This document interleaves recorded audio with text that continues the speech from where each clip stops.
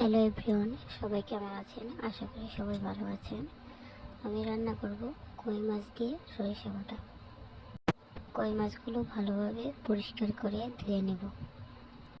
এখন হলুদ লবণ দিয়ে ভালোভাবে মেখে রাখবো। মশলাটা রেডি করে নেব। হলুদ, লবণ, মরিচের গুঁড়া, জিরা বাটা, 4 থেকে 5টা কাঁচামরিচ দিয়ে দিব। একটা কড়াই বসিয়ে নেব, তার মধ্যে নুন ও তেল দিয়ে দেব যাতে মাছগুলো কড়াইতে না লাগে। এখন মাছগুলো লাল করে ভেজে নামিয়ে নেব। মাছগুলো ভাজা হয়ে গেছে। এখন আমি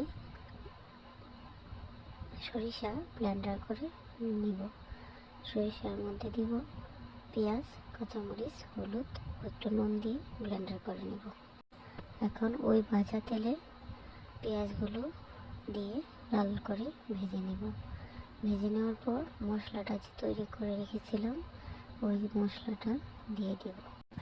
মশলাটা দিয়ে মাছগুলো দিয়ে ভালোভাবে কষিয়ে নেব। কষানো হয়ে গেলে ভালোভাবে তারপর এক পরিমাণ মতো পানি দিয়ে দেব। তার সাথে 4 থেকে 5টা আবারও কাঁচা লঙ্কা দিয়ে দেব। তরকারিটা জাল উঠতেছে। এখন সরিষা বাটাটা দিয়ে দেব।